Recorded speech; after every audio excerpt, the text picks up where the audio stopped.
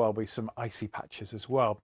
Sunday sees more showers, more widely for England and Wales. Some of them heavy, gales picking up perhaps towards the southwest of England.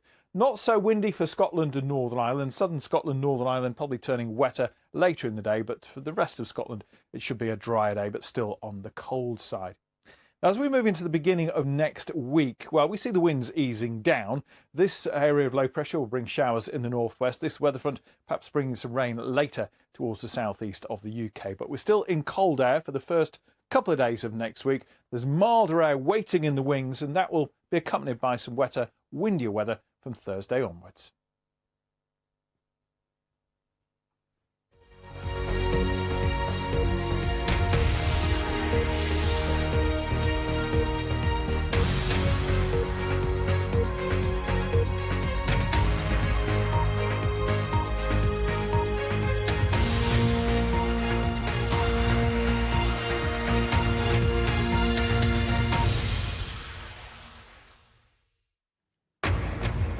This is BBC News. I'm Matthew Amroliwala, live at Westminster, where Boris Johnson is beginning a new term as Prime Minister after the Conservatives win their biggest majority since 1987.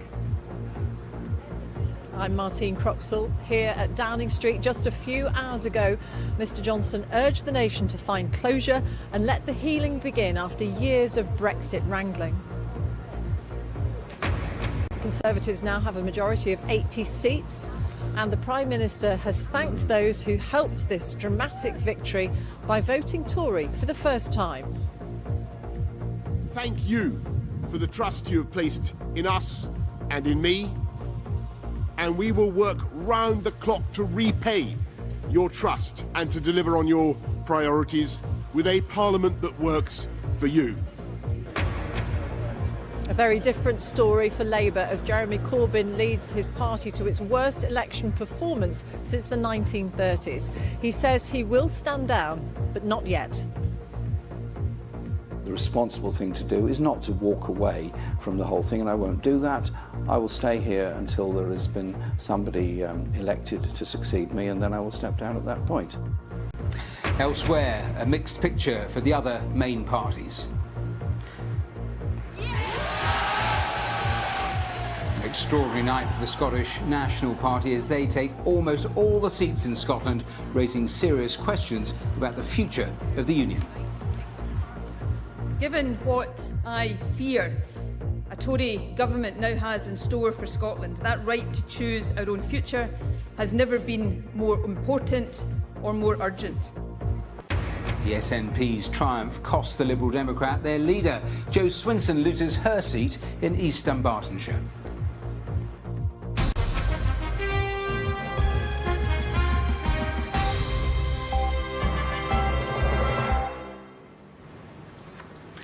Hello and welcome from Westminster, the heart of British politics, from where Boris Johnson has promised to repay the trust of voters after leading the Conservatives to an extraordinary election victory. The party won an 80-seat Commons majority, its biggest since 1987. The Prime Minister said he hoped his victory would bring closure to the Brexit debate and let the healing begin. But it was a very different night for the opposition. It was the Labour Party's worst performance since the 1930s. Jeremy Corbyn said he would not contest another general election as leader, but he hasn't stood down yet, despite calls for him to do so. The Liberal Democrats had a terrible night too. Their leader, Jo Swinson, lost her seat. In Scotland, the SNP made major gains, winning 48 of 59 seats available. Well, it was a night that saw the electoral map redrawn, with all seats declared. This is the scale of and state of the parties. The Conservatives have won 365 seats, Labour 203, the Scottish National Party 48, the Liberal Democrats 11, the DUP 8, and other parties 15. Let's have a look at a map showing the spread of the parties at the last election back in 2017. And this is how the map looks now, showing the Conservatives have gained 47 seats, Labour have lost 59, the SNP gained 13, and the Liberal Democrats lost 1. Well, we'll have reaction from across the UK and around the world. We'll be hearing from the voters who helped change the political picture so dramatically and asking what the future now holds. Our political editor Laura Koonsberg begins our coverage. Her report contains flash photography. The power of surprise, the power of victory. Well, we did it! We did it! We pulled it off, didn't we? The power of a Prime Minister with authority firmly in his hands. With this mandate and this majority, we will at last be able to do what? You've been paying attention. Jubilation here, they can keep the promise to leave the EU next month. The will we, won't we, fundamental tussle of Brexit almost at an end. This election means that getting Brexit done is now the irrefutable, irresistible, unarguable decision of the British people. But it didn't happen just because of traditional Tories, but because of Labour voters going over. The majority he craved, the start of the change. In winning this election, we have won votes and the trust of people who have never voted Conservative before. Those people want change. We cannot, must not let them down. And in delivering change, we must change too. Let's get Brexit done, but first, my friends, let's get breakfast done too. Thank you all very much for coming. Thank you all very much. Thank you all. Thank you. Thank you. Boris Johnson has pulled off what is genuinely a historic victory, not just because it's the biggest Conservative majority since the 1980s, but also because the first time, as he's reminded his party, people who'd never before considered voting for Conservative have turned to them. I'm a northerner, so I think you have to appeal to the whole country if it gives you the mandate, which I think is what's been given tonight. Best day, best week, and then like a Christmas present. And by 5 o'clock, everyone said yes, and we were like, OMG, is it going to happen? And it was amazing when it did. He's won the right to call this home for 5 years now. Are you going to resign, Mr. Corbyn? We love you, Jeremy Corbyn. For Jeremy Corbyn, it's the end of his ambition to move the few short miles to Westminster from his North London home. You think you misread the mood? Labour was swamped in this election. He's off by the spring, if not before. I did everything I could. Of course, I take responsibility for putting the manifesto forward, but I have to say the manifesto was universally supported throughout our party and throughout our movement. And so, as I said in my own count result last night, we don't give up on the eternal hopes of a more decent society. Our exit poll is suggesting that there will be a Conservative majority when from the start, it was obvious what might be coming. One of the very first results, Blythe Valley in Northumberland, Labour since 1950 turned Tory. The new MP almost overwhelmed by the scale of that change. And I would like to thank Boris. And through the night, Labour's roots appeared to shrivel, whether in Yorkshire, the Midlands... I'm just sorry that we've let people down. ...or the North East. Seat after seat flipped red to blue. Jeremy Corbyn's hopes came crashing down. And a fateful moment, just as he took to the stage in Islington. Sedgefield, the seat of Tony Blair, held by Labour for all time, broke for Boris Johnson too. The foundations of Labour victories past crumbling before our eyes. The party falling more heavily where people had voted leave. You lost your seat, Miss Swinson. The Lib Dems had a crushing night too. Just a few weeks ago, Jo Swinson claimed she could be Prime Minister. 523. In the middle of the night, though, she even lost her own place in Parliament and closed the day neither an MP nor a party leader. All of us who share an alternative vision for society have a responsibility to learn from this result and find new answers. They lost at the hands of the Tories and the SNP too, who cleaned up. Look at the First Minister, unable to hide her glee as news of Jo Swinson's defeat came through. Scotland yellow, England now largely blue. The Union uneasy, Another a demand for a vote on independence on the way. Now, I acknowledge that not absolutely everyone who voted SNP yesterday is ready to support independence. Whether or not Scotland becomes an independent country must be a matter for the people who live here. The map moved in Northern Ireland too. The DUP leader at Westminster, Nigel Dodds, lost his seat. And for the first time, more nationalists than unionists were chosen by voters, pulling at the union's thread. The Brexit Party scooped up votes, but didn't cross the bar for any seats of their own. I do feel I've got to create what happened last night to some extent. Now look, we are going to leave the European Union now at the end of January. Politics is a tough business. Nor did any of those who switched allegiances in the last few torrid years. All these falling pieces created one clear picture, one man securely in charge, even though his journey gave discomfort to many voters. But with this victory, Boris Johnson has secured at least a major chapter in the kind of history books he likes to write. He won't be a footnote now. His first task to finish what they started, but with an appeal to the 48 and the 52. To those who did not vote for us or for me, and who wanted and perhaps still want to remain in the EU. And I want you to know that we in this one nation Conservative government will never ignore your good and positive feelings of warmth and sympathy towards the other nations of Europe. Then an unlikely claim perhaps, a post-election promise of peace and goodwill. This country deserves a break from wrangling, a break from politics, and a permanent break from talking about Brexit. Thank you all very much, and happy Christmas. Thank you. Yet this politician has been unafraid to provoke, unafraid to gamble. Now swears he will govern for us all. With 5 years and a convincing majority, he has time to succeed or to stumble.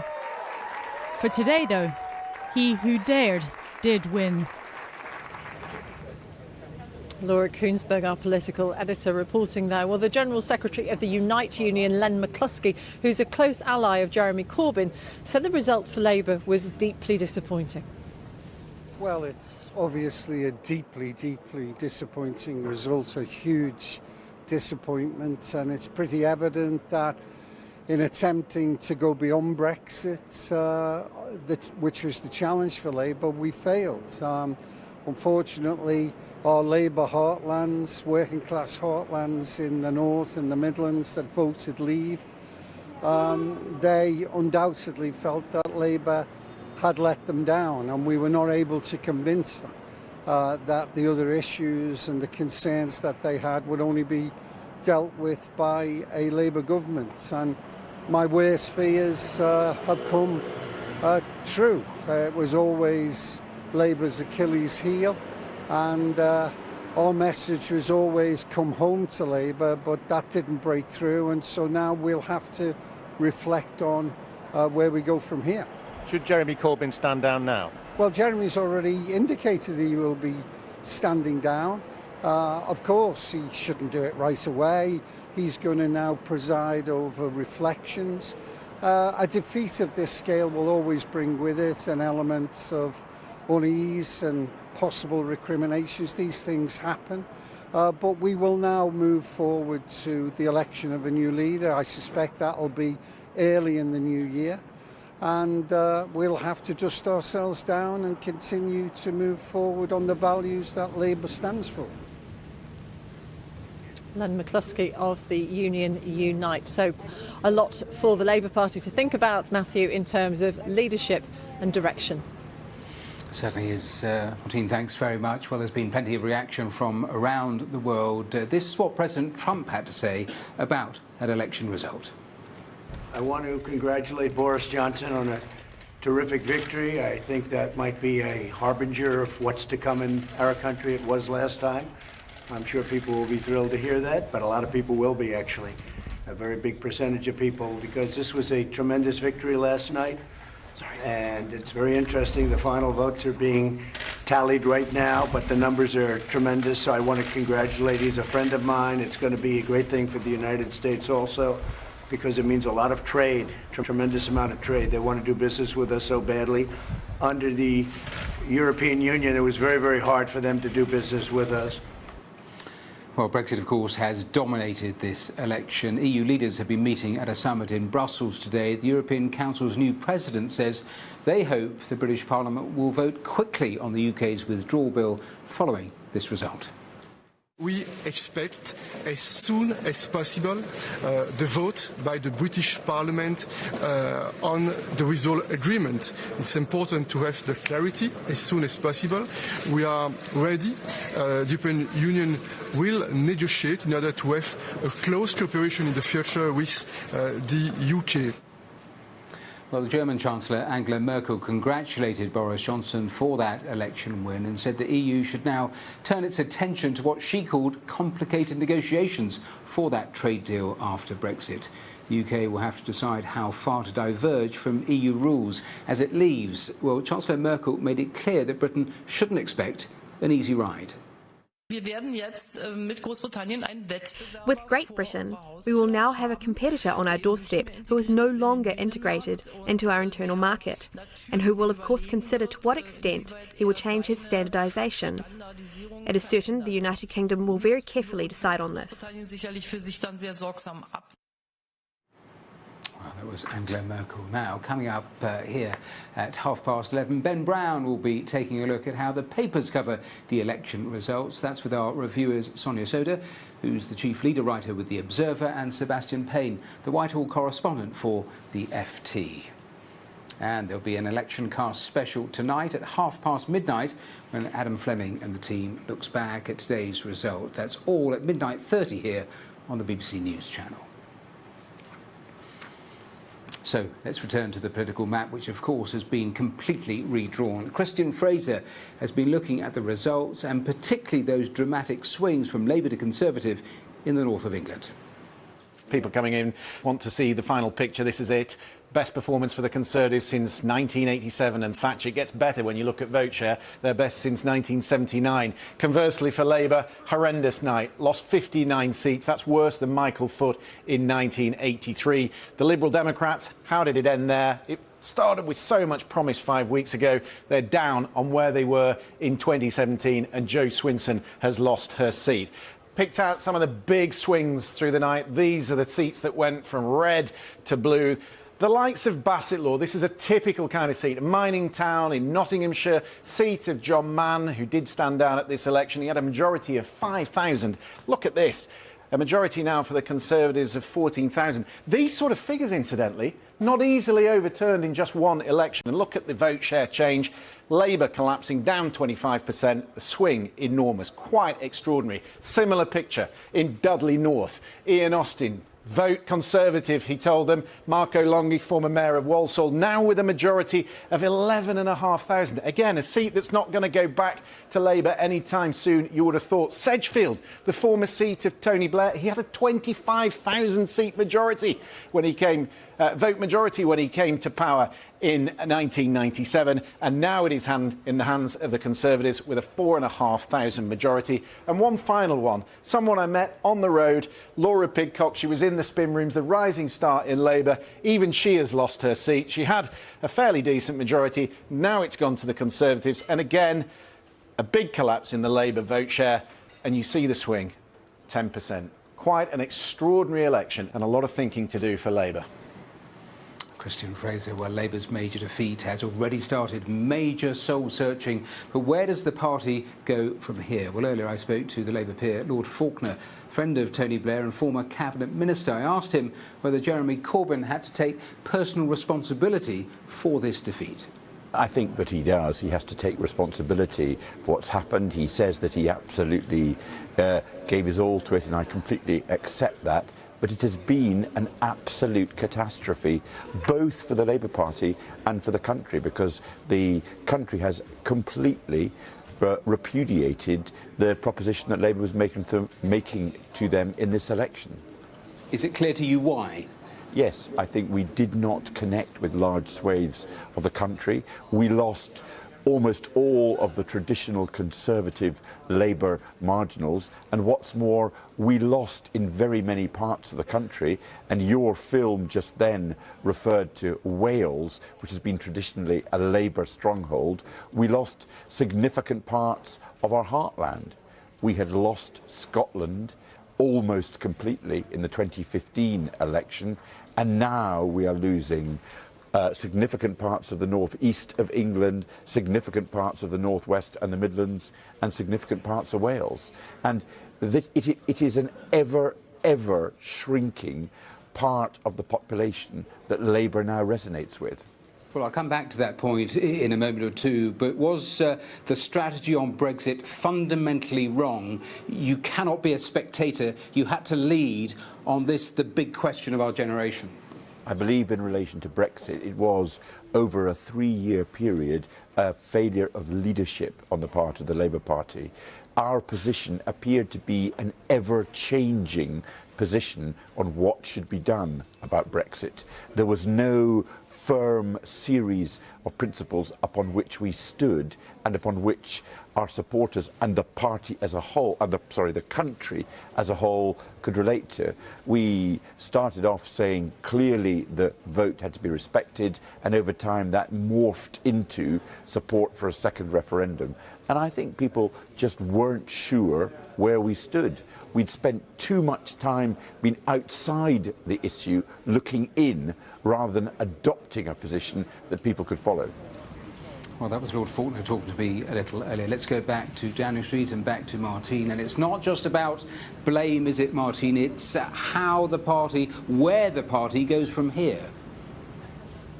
Yeah, how do you bring this party together when there are so many different points of view within it? Well, earlier I spoke to Tim Bale, who's a professor of politics at Queen Mary University, Belfast, and asked him how quickly the Labour Party could recover from today's terrible result. It would be incredible were Labour to be able to pull off a victory in 2024, when I would assume the next election will take place, given that Boris Johnson will probably repeal the Fixed Term Parliament Act. It's probably going to take 2 bites at the cherry at least. So Labour, when it picks a leader, is either going to have to go for someone it thinks is good for the long term, or it's going to have to go for an interim, if you like, who will steady the ship and allow Labour to take back a few of those seats that they lost this time around, and then make a more serious attempt on power in, 2028, 2029. How likely is it that we'll see some form of new Labour, if you like, which was how Tony Blair managed to win those 3 elections? Because the party at the moment seems a long way from that type of body. Yes, it certainly does. I mean, I don't think anyone can ever precisely recreate the conditions of the past, but I think the lessons from Tony Blair is that Labour is probably best led from the centre. It doesn't necessarily mean it can't have a radical agenda, but it certainly has to find someone who has credibility and authority with voters, as well as with its very dedicated supporters. And sometimes there is a trade-off, if you like, between those two things, between purity, which satisfies the members, and pragmatism, which is what the voters are looking for. Professor of Politics Tim Bale. So as we've been saying, the main story of the election was Labour losing seats across Northern England and the Midlands to the Conservatives. For example, they lost 2 of the 3 Wolverhampton seats in the West Midlands. Phil Mackey, who's been speaking to voters there. Well, they very nearly won all 3 in the end. The Conservatives were probably stopped from winning that 3rd seat, which was held by the Labour MP Pat McFadden, simply because there were 2,500 people who vote for the Brexit Party candidate. The majority in that particular constituency was just 1,000. But yeah, the other 2 seats, Labour MPs Eleanor Smith and Emma Reynolds lost their seats last night as part of this blue wave across the West Midlands. They've won Stoke-on-Trent, they've won West Bromwich, Dudley, and 2 out of the 3 seats in Wolverhampton, some seats that they've never really won from Labour, and certainly not for generations. So the big question is, firstly, are those people there for good? And why, if you're a Labour voter, did you either switch this time, or what do you think went wrong? We've got 5 years now to get things done, and we can get Brexit done on time at the end of January, and get this country moving, and thank goodness we managed to remove that stranglehold of the hung Parliament. Well, I abstained. I thought they were both, I thought Boris Johnson you don't trust, and the others, I think I've got more sense than them. What about Labour now? How would they win your trust back?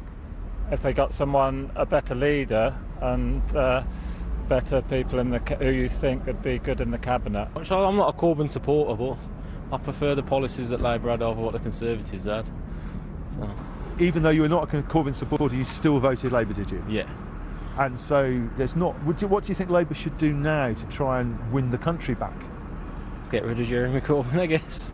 So Wolverhampton South West, where I am now, this used to be Enoch Powell's seat, Nick Budgeon after that. It has flipped between Conservative and Labour over the years. Wolverhampton North East, well, that's really one of those seats that's always been regarded as a safe Labour seat. So really in Wolverhampton, a change just like other parts of the West and the East Midlands. This is where Boris Johnson has won his majority. Though people today probably thinking in Wolverhampton just as much about their 4-0 win in the Europa League last night and the fact that the Wolves will still be playing European football next year as much as they are about the result of the election.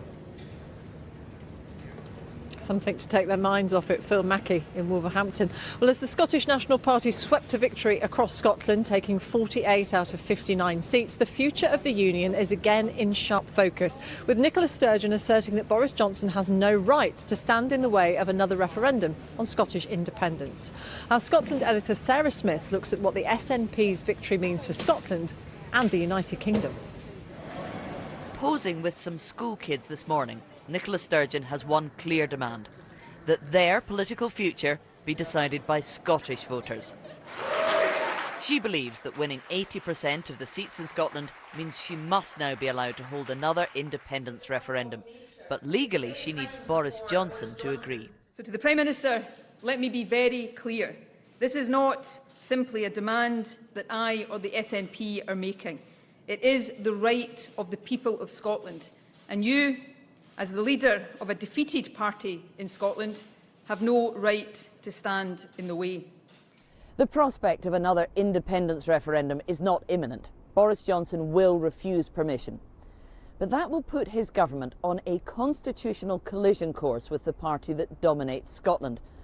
And that risks further increasing support for Scottish independence. The Conservative campaign focused almost entirely on rejecting another referendum. But it's the Tories who were rejected in over half of their Scottish seats.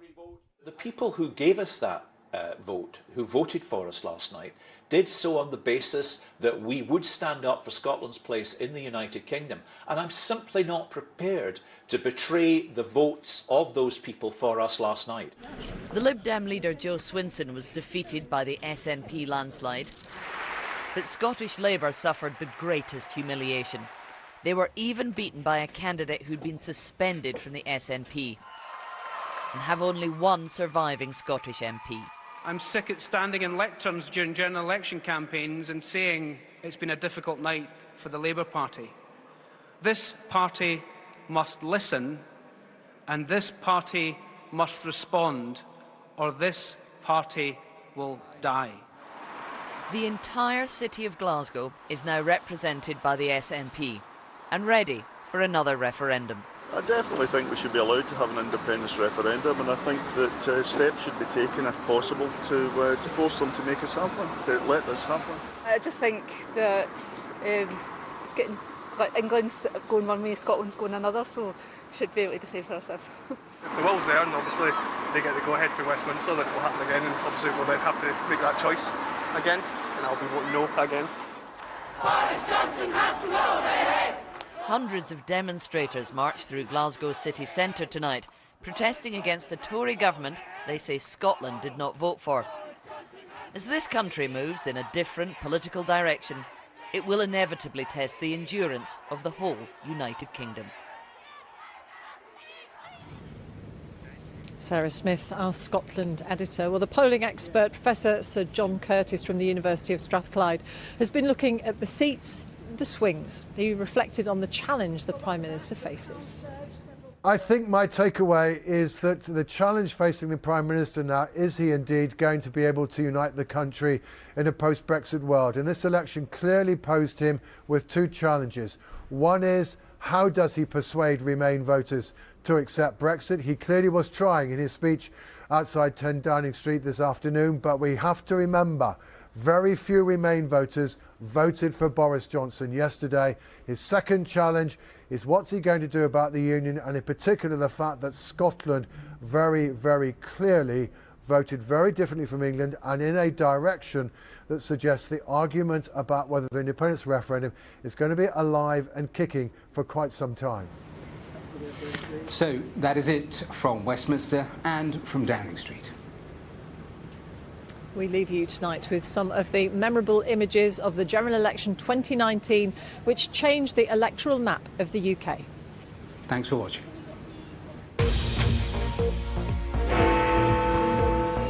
Our exit poll is suggesting that there will be a Conservative majority. Getting Brexit done is now the irrefutable, irresistible, unarguable decision of the British people.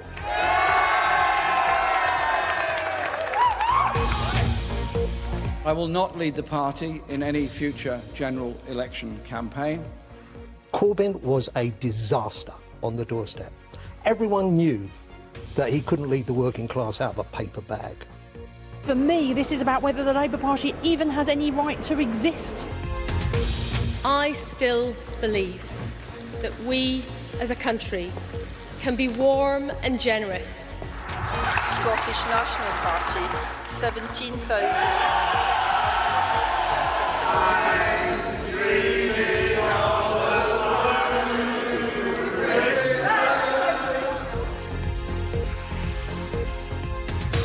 Afternoon, everybody. I say thank you for the trust you have placed in us and in me. I urge everyone to find closure and to let the healing begin. And happy Christmas.